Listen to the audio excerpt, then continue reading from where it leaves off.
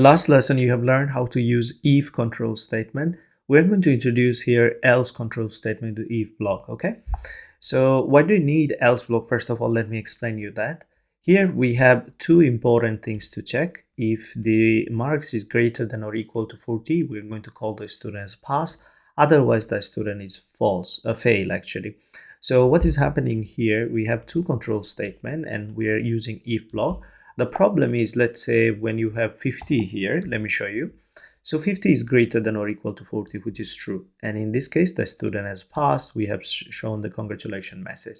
In this case, we really do not need to check whether the student is failed anymore. Because when one thing is true, the other thing doesn't need to be checked anymore. You can say without any doubt the student has not failed. So you do not need to go through that one yet, right? So when the student is passed, we do not need to check the student is failed or not. So this is one thing we can avoid using else block. Here we're going to use else block for sure. But before even that, one more thing. Let me show you. There's one more example. Let's say when the student has marks 30. So 30 greater than 40 is not true. In this case, if the student is not passed, then surely the student is failed. And we do not need to check the condition anymore. And we do not need to use if block anymore. Now, how to use else block? This is something I want to show you here. So for else block, you do not need any condition. You remember for the if block, we need condition here inside the parenthesis. So there is some expression or condition is needed here. But for the else block, there is nothing needed here. So if this one is not true, immediately the things from the else block will be executed. But if block works and if it is true, then in this case, it will not come to inside this else block. So again, try to understand, when if block works, it will not come to else block. But if block doesn't work, only then else block will be executed. So hopefully things are making sense here. That means you have to use else block in the end every time. So you cannot use first else block and then you cannot use if block. This is not the right way. Always if block has to be at the top and then in the end you can use else block. So if this one doesn't work, only then else will work. And again, one more thing, for the else block, we do not use any parentheses like this. There is no conditional expression needed. Okay, so we can make this program more efficient. And how is that? We can just say else here. That's all. And now the program is more efficient. How? Let me show you. When the marks is 30 greater than or equal to 40, it's not true. So without any doubt, we don't need to check any condition and immediately we can go inside and say the student has failed, right? So we do not need any condition checking and things, because condition checking take times. Compiler needs to check the condition and make a decision here. But in this case, when you use else, it's more efficient. It is saving your time as well. Right. On the other hand, let's say when the marks is 50, of course 50 is greater than 40. In this case, the condition is true and this block will be executed. So when the if block works, it will not go through this else anymore. Doesn't need to even go there, because we have learned that if block works, then else block will not be executed. That's all. So that's how we can use if else block together. Now let me run this program and let me show you the result. Here we are compiling it and you can see everything is working perfectly. When we have 50, the student has passed, congratulations, and end of checking also working perfectly. Okay. Now if you have multiple conditions, let me show you here one more time. Let's say we want to check maybe something like that. Think about that. Maybe you want to create a program for checking a number is positive, negative, or zero, something like this. Or maybe when you have multiple conditions to check the grade of a student result. Let me put it here. Let's say when we have the marks 50, I will keep it very simple here. Let me just put simply here. Let's say when the marks is greater than or equal 90, we can say the student grade is A. I want to keep it very simple. So when the student marks is greater than or equal 80, then I want to say, let's say just B here. And maybe when the student marks are greater than or equal 70, then I'm going to say C here. So it's nothing needs to be realistic. I'm just giving you an example here. When the student marks is greater than or equal 60, then I'm going to say D here. All right. And then in the end, when the student marks is greater than or equal to 50, then maybe the student has E grade. Something, no, maybe not realistic anyway, because I'm just giving you an example. when the student has greater than or equal 40. Now I need to be a little bit realistic, so I'm going to put here a plus.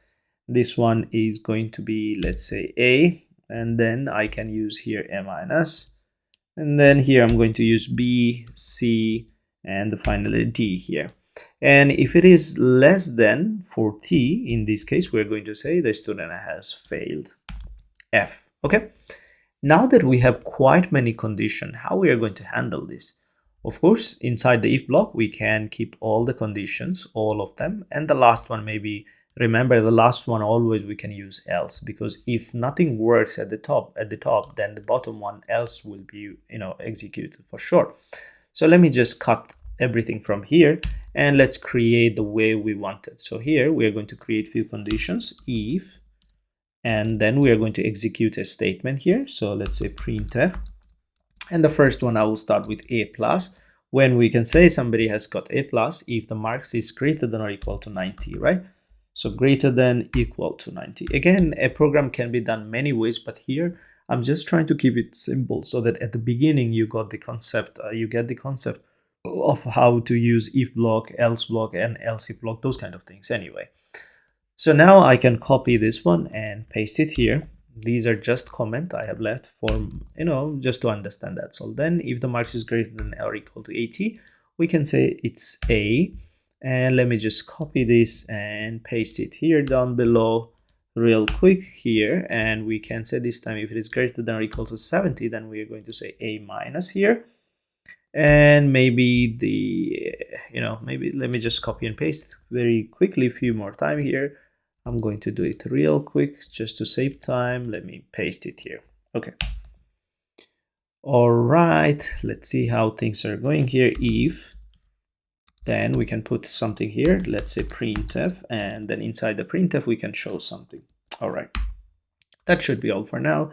The semicolon needs to be outside the parentheses. Okay, now let's put this condition here. We can put this condition here for the marks here as well. Okay, so if the marks is greater than or equal to something, then we can say something. Okay. Now that I have done quite a lot of things, let me show you. First of all, if the marks equal greater than 60, then we can print B here. Okay, this condition is done. Let's continue to the next one. If the marks is greater than or equal to 50, we can print C.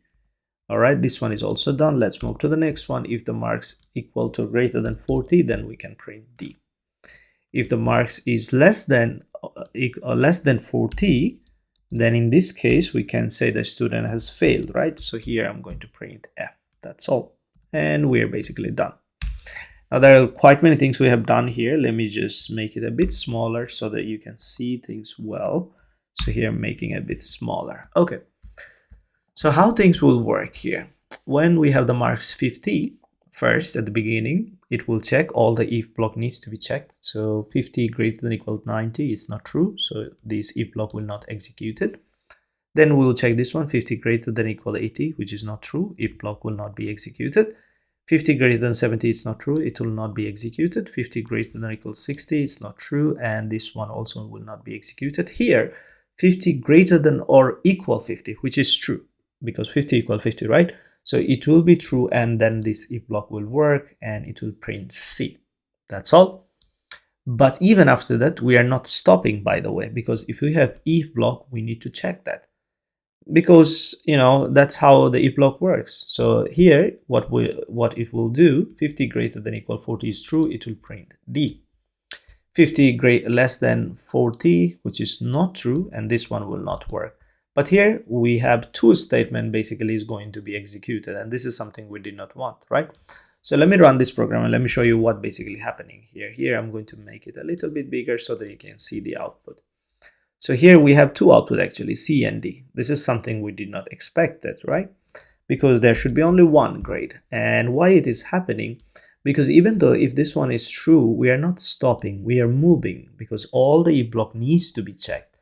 So how can we stop these things?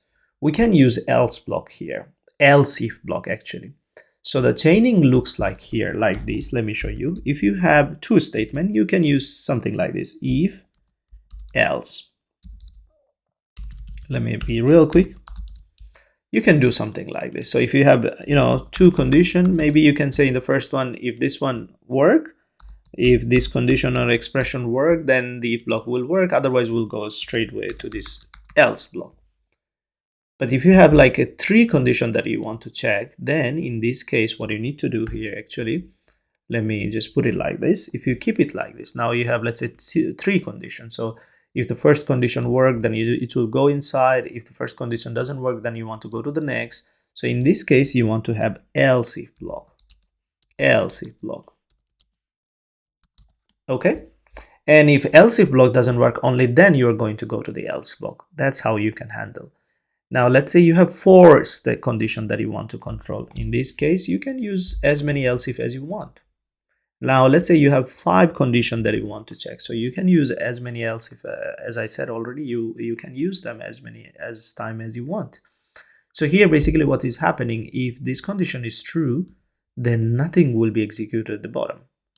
But if this one is not true, only then, again, what I'm trying to say, if this one is true, nothing will go, at the bottom. So the compiler will not check rest of the things. But if this one is false, only then it will go to the next one. Again, if this one is true, then it's done, and the compiler is not going to go to the bottom. But if it is not true, only then it will go to the next one. So it's working like a ladder. If first thing doesn't work, only then next thing will work. If next thing doesn't work, only then the next thing will work. So that's how it will continue. And if nothing works, of course, we know that the else statement will surely work. And that's how you need to, structure your if, else, if, and else statement together. Now that we know how to use if, else, if, else more precisely, so let's go at the top. Here, the first one will be always if statement, and the rest of them will be else if. Because if this one doesn't work, then only then we'll go to that one. Otherwise, if this one works, we are not going anywhere. We are done. So the third one will be also else if. Here, this one will be also, we can use else if. This one also will use else if. And this one as well. And for the last one, do you need any condition like this? No, we're going to go with else immediately. That's all. Because if nothing works, surely this one should work. So we do not need any if or else if block here. That's all. Let's execute this program one more time and let's see what we have. This time we have C here perfectly.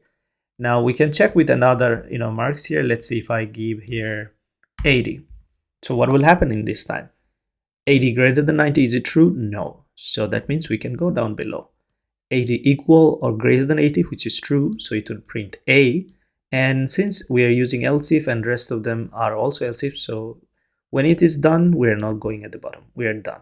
So that's all. The program will stop here and that's all. So it should only print A. Let's see whether it does work. Here I'm going to run this program again, just running and compiling it, and we have A. Now let's say if we have 90, then what's going to happen? Here I'm going to compile it. Of course, the first one will be true, and in this case it will print A plus, and it's not going down below anymore. Now let's say if we have the result here, the marks here 30. Now in this case, what's going to happen? So 30 greater than 90 is not true. This one will not work. It will go to the next one. 30 greater than or equal 80. It's not true. It's not going to work. It will go to the next one. 30 greater than or equal 70. Not true. Not going to work. It will go to the next one. This one will not work as well. This one will not work as well. 30 greater than or equal 40 is not true. So this one will not work. And immediately the else one will work because it doesn't have any condition. So the F will be printed here. So let me run it, show you whether it prints. Yes, it does print F here. So hopefully you got the concept of how to use if, else if, and else together. Now we are going to do quite many programs with this concept for sure.